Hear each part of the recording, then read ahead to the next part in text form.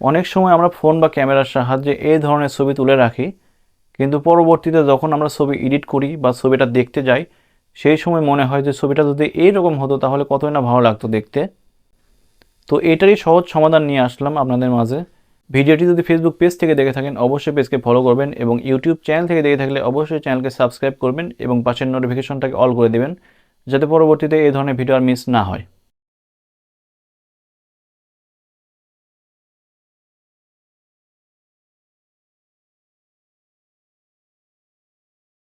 এই কাজটি আপনারা চাইলে মোবাইল দিয়েও করতে পারেন। সেম প্রসেস ফলো করলে আপনারা মোবাইল দিয়েও এই কাজটি করতে পারবেন। কাজের সুবিধার্থে আমি এই কাজটি কম্পিউটার দ্বারা করে দেখাচ্ছি আপনাদের। আমি ক্রোম ব্রাউজারটি ওপেন করলাম, করার পর লিখে সার্চ করব আনক্রপ। তো আপনারাও সার্চ করবেন আনক্রপ লিখে। সার্চ করার পরে প্রথমে যে রেজাল্টটা আসবে ওইটা ওপেন করবেন। এইটাতে ক্লিক করার পরে দেখতে পাবেন এরকম একটা ওয়েবসাইট ওপেন হবে। এটা মূলত এআই বেসড একটা ওয়েবসাইট। এই কাজটি করার জন্য একটা অ্যাকাউন্ট ক্রিয়েট করতে হবে।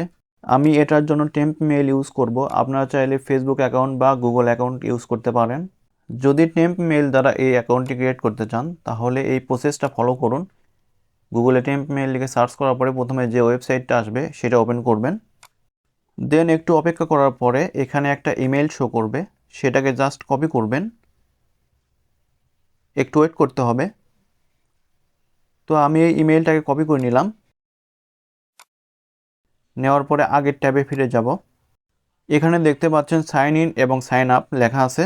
তো এখান থেকে অ্যাকাউন্টটি ক্রিয়েট করতে হবে। তো এখানে ক্লিক করার পরে দেখতে পাচ্ছেন এখানে ইমেলের অপশন আছে। তো এখানে পেস্ট করে দিবেন। যদি চান গুগল বা ফেসবুক বা অ্যাপেল আইডি দিয়ে করতে পারেন অ্যাকাউন্টটি। তো ক্লিক করার পর দেখতে পাচ্ছেন যে আমার ওই ইমেইলে একটা মেসেজ গেছে এখান থেকে। আবার টেম্প মেইল ট্যাবটা ওপেন করব, করার পরে দেখতে পাচ্ছেন এখানে ওই মেসেজটা এসেছে। সিম্পলি এই মেসেজটা ওপেন করবেন, করার পরে স্ক্রল ডাউন করে নিচে আসবেন। আসার পরে সাইন ইনটু ক্লিপ ড্রপে ক্লিক করবেন। করার পরে এরকম একটা পেজ ওপেন হবে। তো দেন আগের ট্যাবে আবার ফিরে যাব।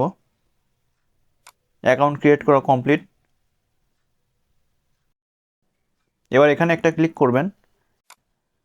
করার পর এখান থেকে আপনি ছবিটা চুজ করবেন।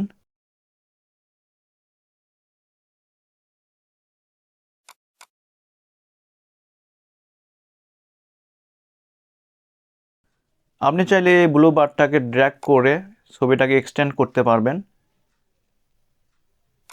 চাইলে কমাতে পারবেন, বাড়াতে পারবেন। এবং নিচে দেখতে পাচ্ছেন কাস্টম লেখা আছে এবং এখানে একটা ড্রপ ডাউন বাটন আছে। সেখানে ক্লিক করলে দেখতে পারবেন ল্যান্ডস্কেপ, পোর্ট্রেট এবং স্কোয়ার অপশন আছে। আপনি এই ছবিটা যেরকম করতে চান সেটা সিলেক্ট করে নেবেন। তো আমি ল্যান্ডস্কেপটা সিলেক্ট করে নিলাম। নেওয়ার পরে জাস্ট নেক্সটের উপর একটা ক্লিক করলাম। তো একটু ওয়েট করতে হবে, লোডিং হচ্ছে। এআই দ্বারা ছবিগুলো জেনারেট হচ্ছে। এখানে দেখতে পাচ্ছেন 8টি ছবি প্রসেস হচ্ছে, তো একটু সময় লাগবে।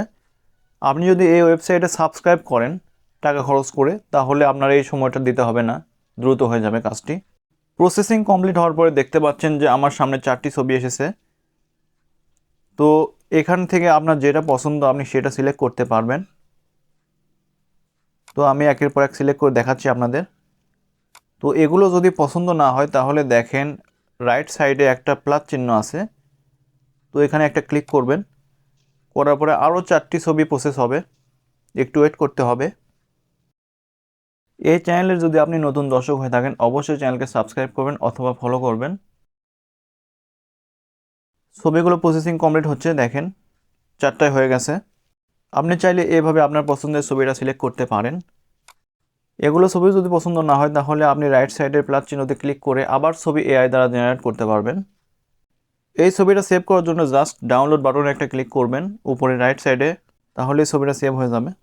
এখান থেকে এডিটে ক্লিক করার পরে বিভিন্ন ধরনের এডিট করতে পারবেন আপনার ছবিতে। স্কাই চেঞ্জ করতে পারবেন, রিলাইটিং অ্যাড করতে পারবেন এবং ব্যাকগ্রাউন্ড চেঞ্জ করতে পারবেন। এই প্রসেসগুলো সঠিকভাবে ফলো করলে আপনার ছবিটা এক্সটেন্ড করতে পারবেন এইভাবে।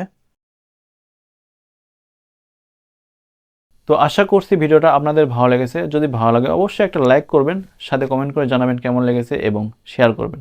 ধন্যবাদ।